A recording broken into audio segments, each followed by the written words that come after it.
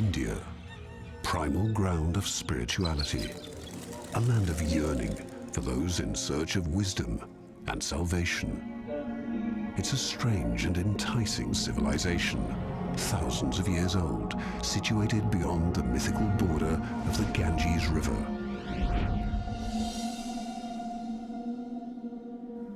Conquerors, and there were many, were absorbed into India, a land which has always held tight to its ancient traditions.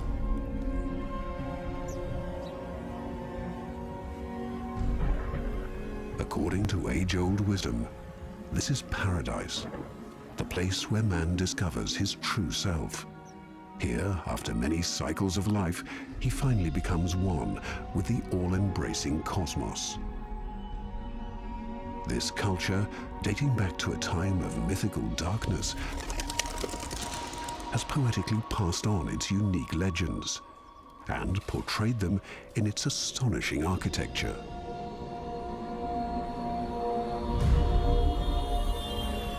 And like many travelers before us, we plunge into this world and fall victim to its fascination.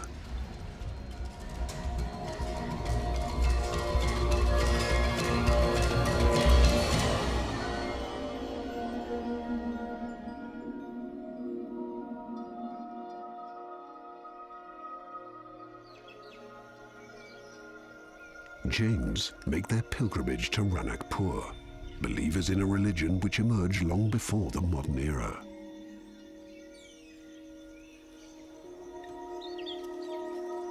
No gods are worshipped here, but instead Adinatha, one of the 24 mythical mediators between the material and the spiritual worlds, who were already blessed with salvation.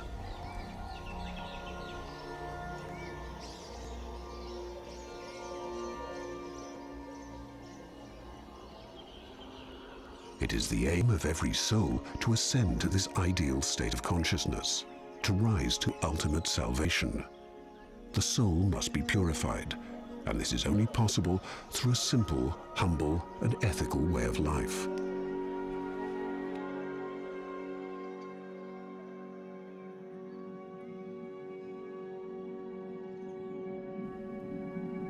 The center of the temple was built 500 years ago using cream-colored marble.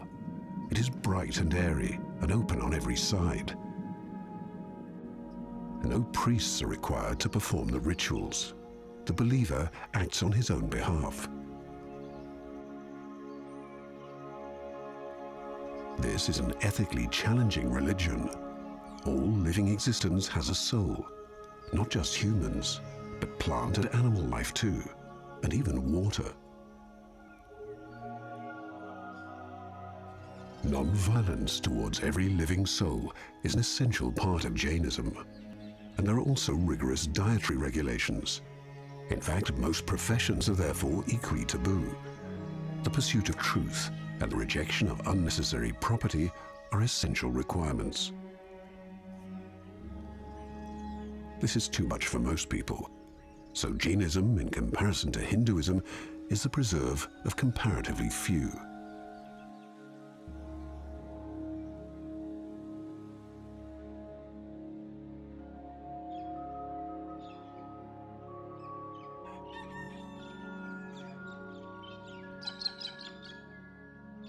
A small part of the temple precincts of Khajuraho have survived, only because they're situated off the beaten track. More than 1,000 years old, they're now on the UNESCO World Heritage List, part of mankind's cultural inheritance. Only 25 out of more than 80 temples which were once arranged around a lake have survived. Although they served many religious denominations, they demonstrate a striking similarity. These structures are numbered amongst the most famous temple landscapes in India.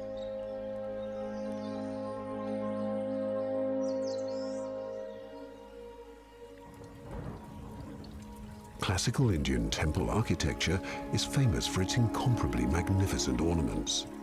It ranks amongst the greatest architectural highlights of human history.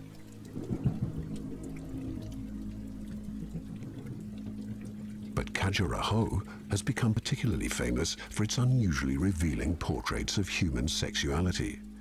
The temples are richly decorated in this way, and the portrayals are completely unique in the world.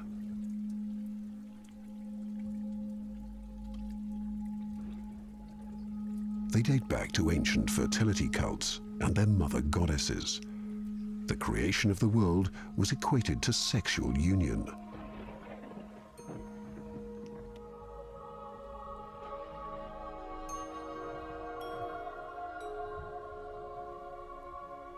This multifaceted pantheon of nymphs, gods and demons, contrary to first impressions, is an exceptionally lively and well-ordered rock-hewn world, in which every form of erotic opulence is present. Something which has always been a feature of Indian art, here reaches its apogee.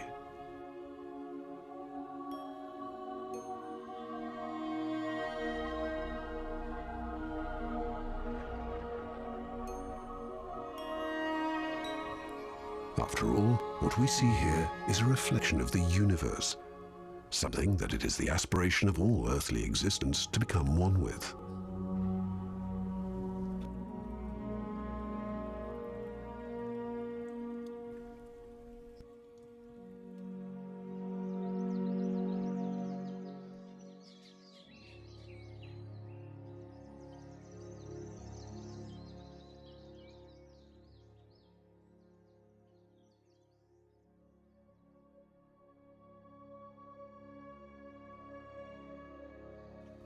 The Taj Mahal belongs to a totally different intellectual world and is India's most famous monument.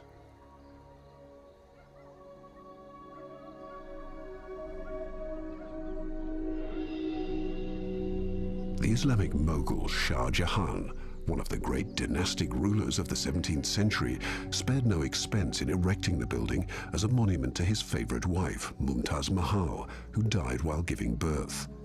The Taj Mahal was intended to be a part of paradise on earth. It is a gem of Indian architecture, of a magnificent aesthetic refinement beyond comparison. With perfect symmetry and an almost supernatural beauty, this building has a truly overwhelming effect.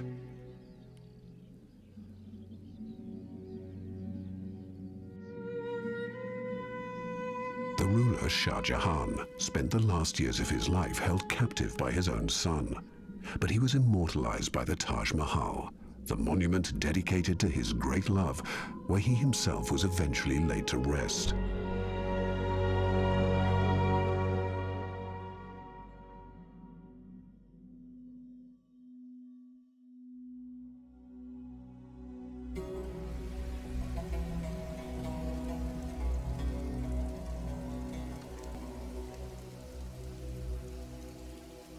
Dating from a period even longer ago than the Mughal Empire is the Qutub Minar near Delhi.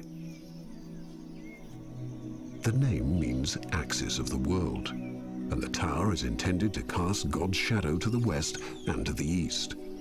At the time, it marked the eastern border of the Islamic Empire.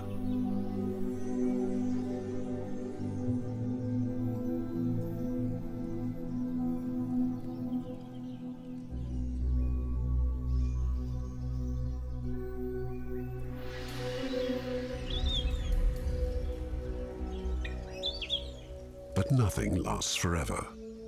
Today, only the tower which once proclaimed the triumph of Islam remains intact, despite being struck often by lightning over the centuries.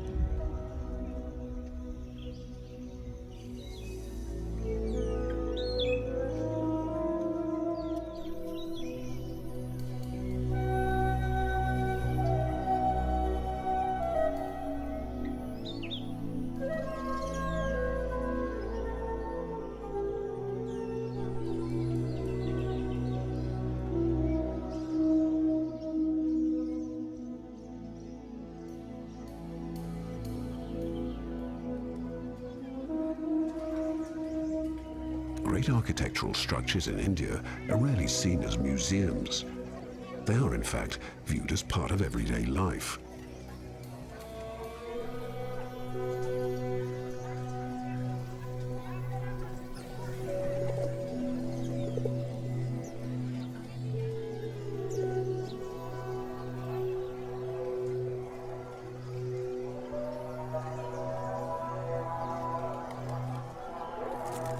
the inner courtyard of India's largest mosque, the Jama Masjid, the believers wash before prayers.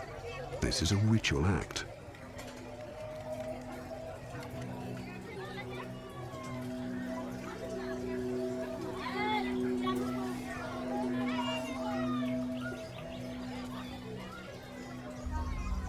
"20,000 believers can be accommodated here."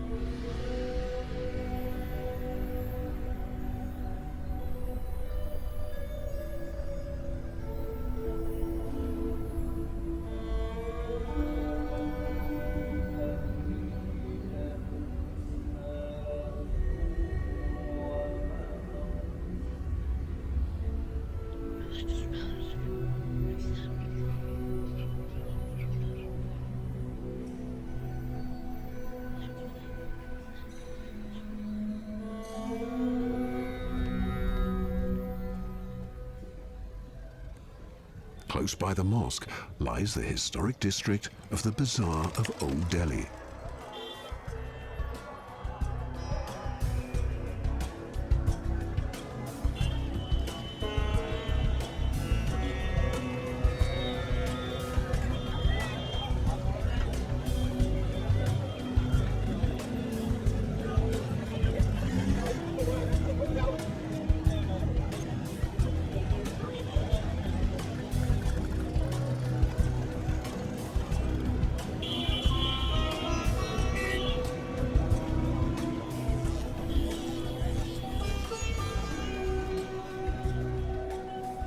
Food is still prepared in the same way as hundreds, maybe even thousands of years ago.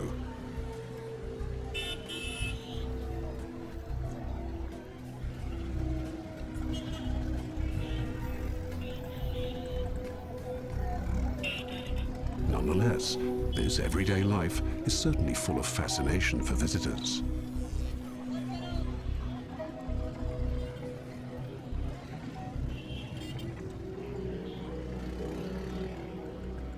Jaipur is one of the most striking cities in northern India.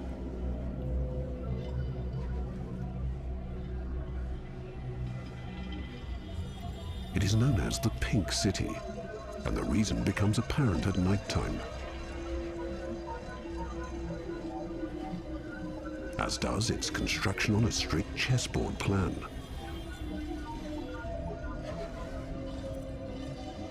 And in its center, something that looks like a palace, but actually isn't. The famous Palace of the Winds is a folly, just a facade. The wind blows through the windows, giving rise to its poetic name.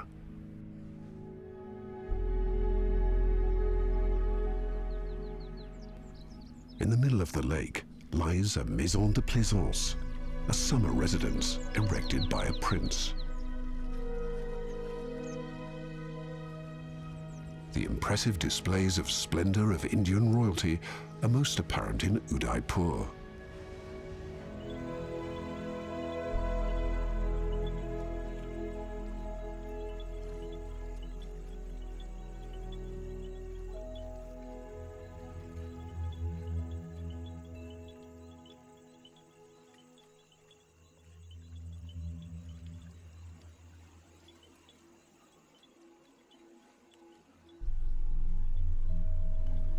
Picturesquely located by an artificial lake and surrounded by mountains, the rulers of the Rajput kingdom Mewar constructed a new royal capital. But it was only after the final defeat against Islamic invaders during a long period of peace that the city came into full bloom.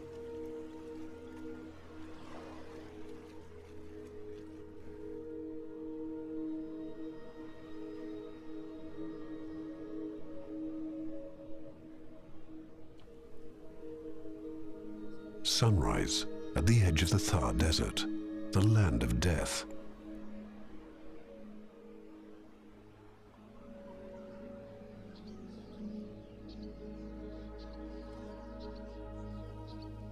Even here there are cities, oases.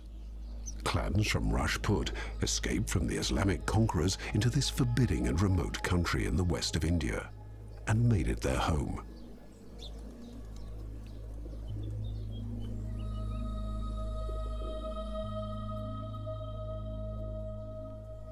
They erected buildings to represent themselves in a stately fashion. These structures still stand impressively to the present day.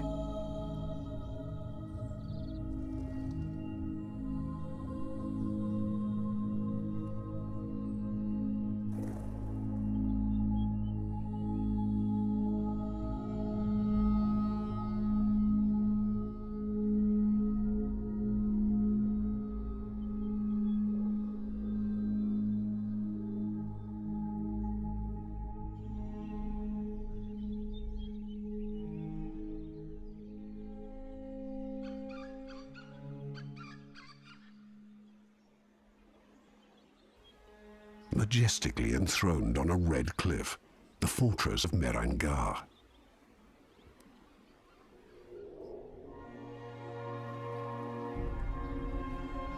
It rules over Jodhpur, the Blue City.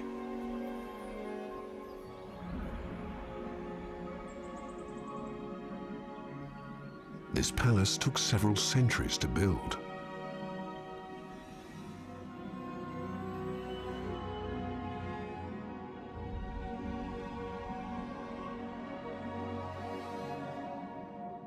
Even though the Rajputs were fierce fighters, their palaces were as luxurious as something from a dream.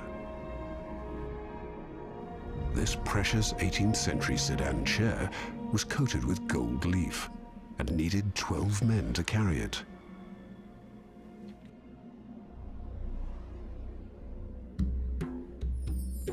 The contrast to the modern urban life of Jodhpur couldn't be more extreme.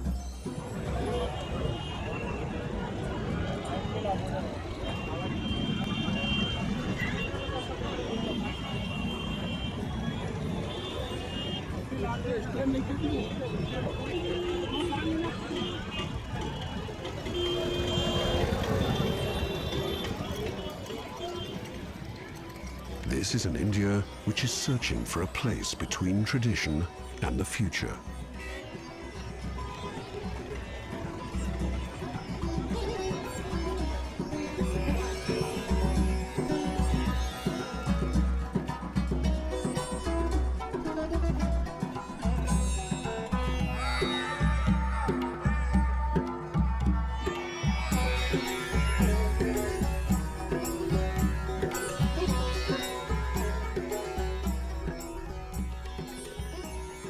The entrance to the bazaar.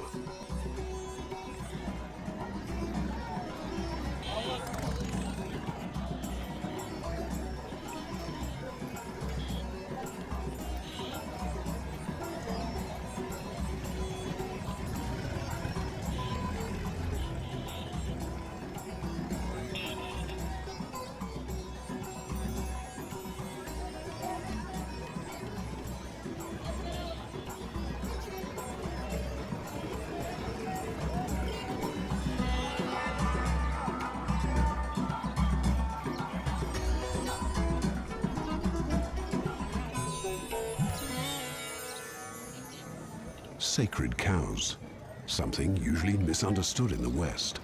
Cows are not sacred, but have to be respected as much as any other living creature.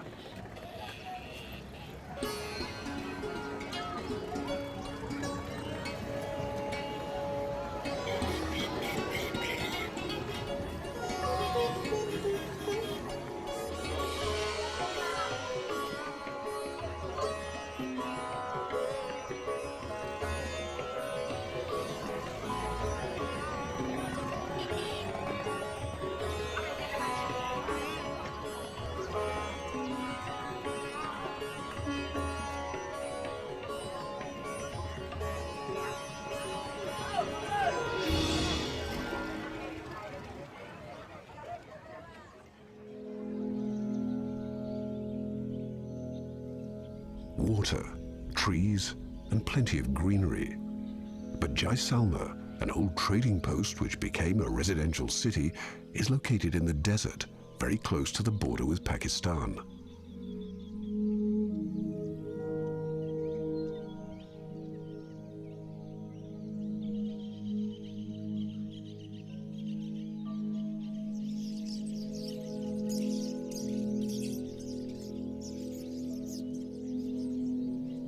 Islamic conquerors from Afghanistan invaded and ravaged India.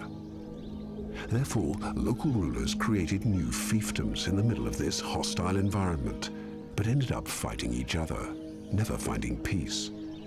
This played into the hands of their enemies and led to their eventual downfall.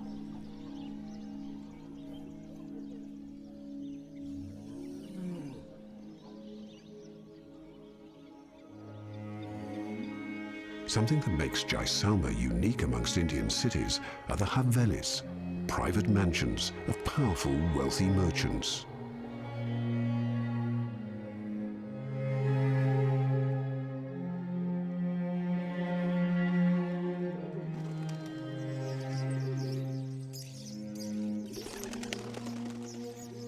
They're astonishing sculptural masterpieces, with finely carved and richly decorated bay windows and balconies.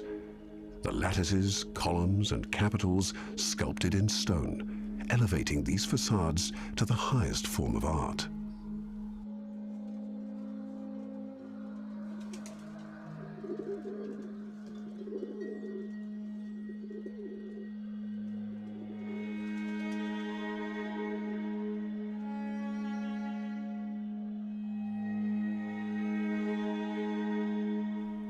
Everything, even the narrowness of the alleys, was designed to keep the almost constant extreme heat at bay.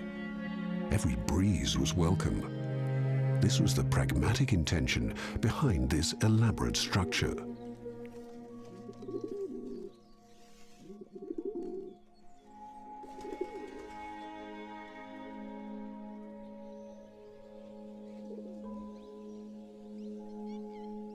The fortress looks like a film set, built from yellow-brown sandstone, as is the whole town, which is therefore called the Golden City.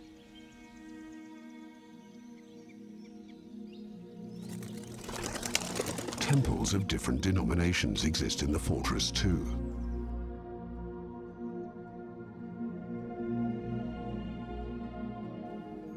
Here too, there are rich ornaments, nymphs, musicians, and dancers.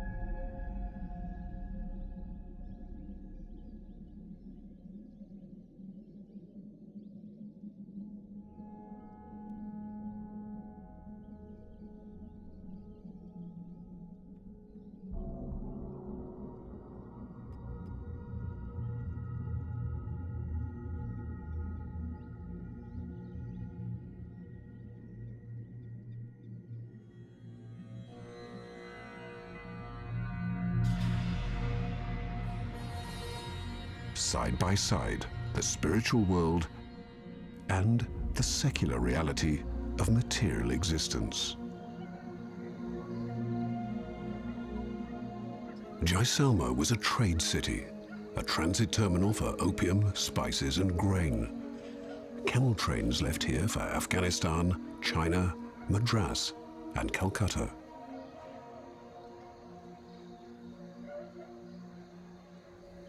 Jaisalmer is a place of trade even today, even if the golden days of the city have faded away into history.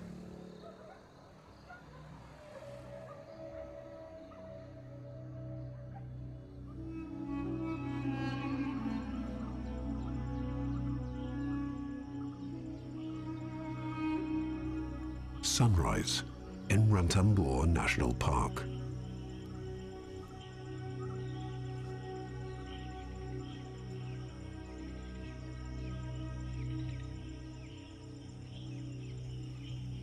The fascination of India lies not just with its temples, castles, and palaces.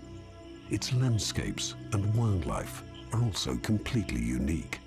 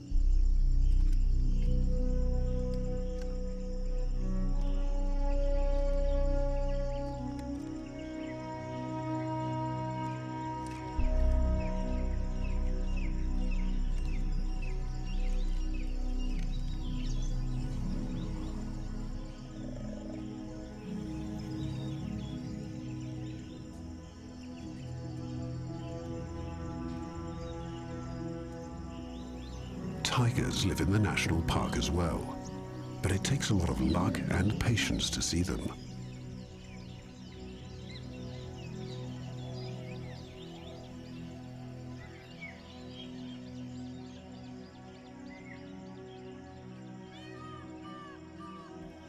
The national park is an enclave where nature is left to its own resources.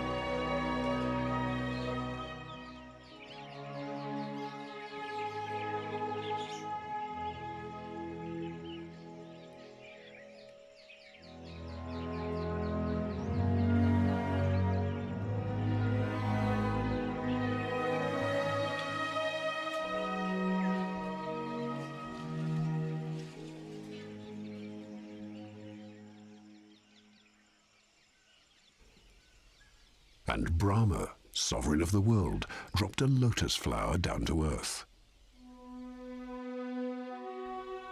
The flower sprang up 3 times and created 3 lakes, and so the world as we know it was formed.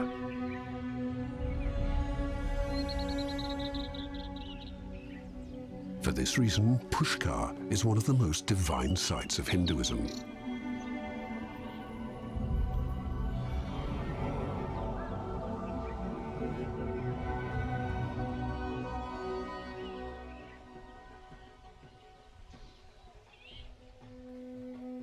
This is actually mentioned in the legendary Mahabharata, the longest poem ever written, which contains over 200,000 individual lines of verse and is more than 2,000 years old. This epic remains the quintessential expression of Indian culture to the present day.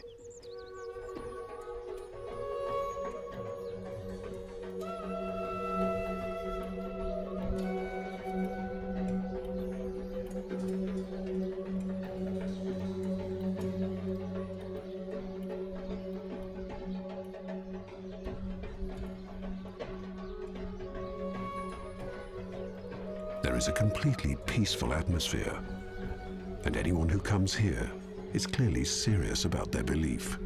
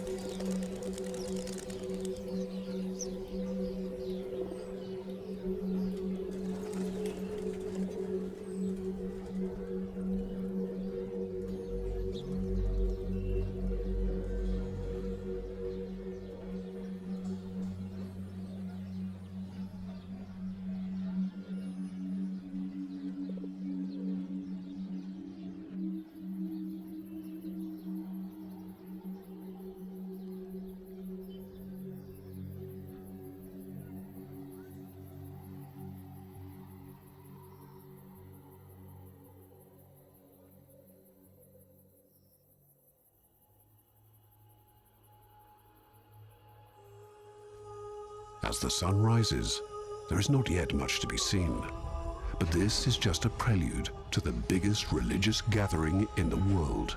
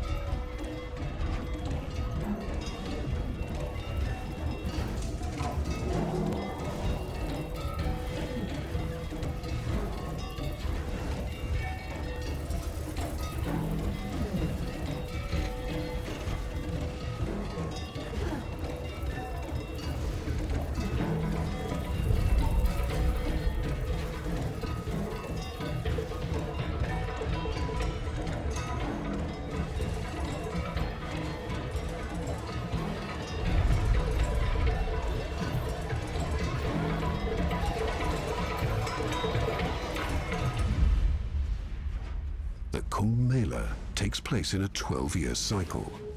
Millions of people take a holy dip at the meeting place of the rivers Ganga, Yamuna, and the mythical underground Sarasvati.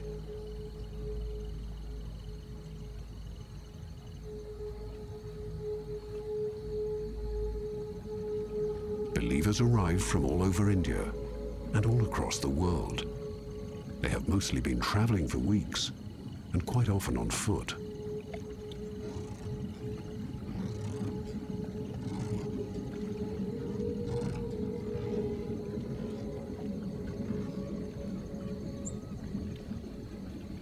It is every Hindu's wish, at least once in their life, to participate in this event, which is, without exception, the largest of its kind in the world.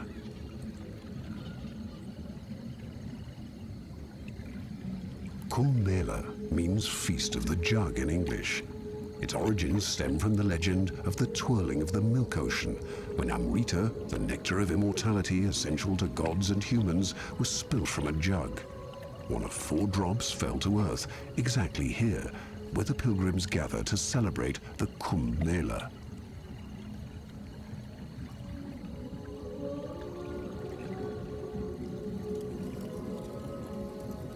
The Kumbh Mela takes 4 weeks, but one specific day is the most important. This is when a special alignment of the zodiacal position of Sun, Moon, and Jupiter takes place. And only then, Amrita turns into water.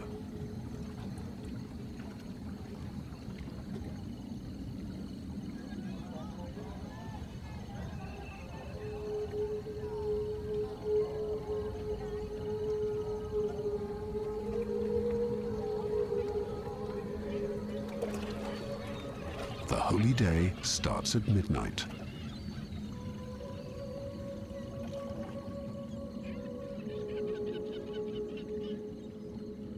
Those who plunge into the holy waters of the river Ganga exactly on this day and at this place will be much more effectively absolved of their sins.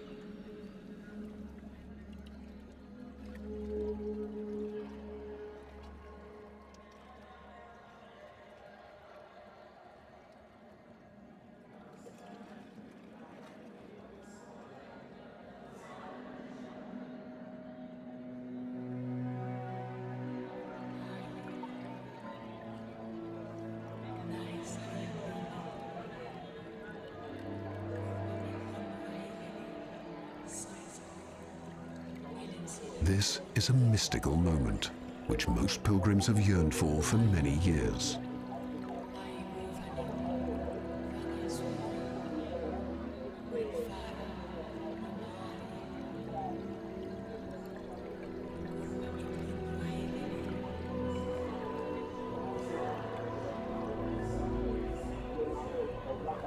The Kumbh Mela represents the never-ending quest for knowledge and understanding, the passion for purity, for a higher form of spirituality.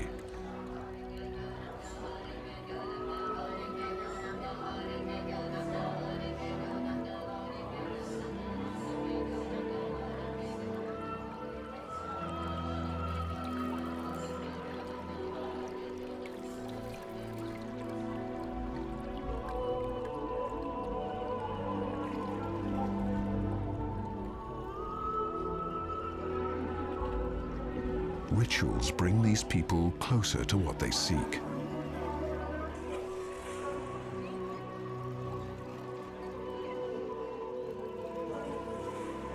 And not least, the Kumbh Mela is a mystical communal experience which brings the pilgrims closer to one another.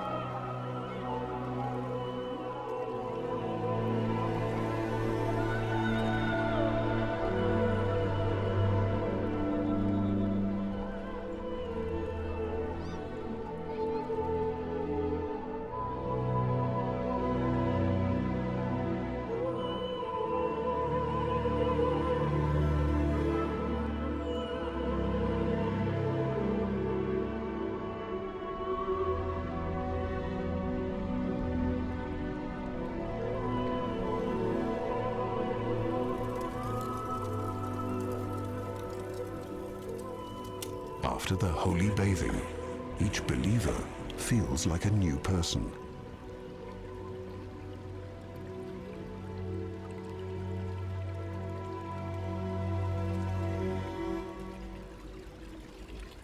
Through entering the water, every believer profoundly bonds with the goddess Ganga herself.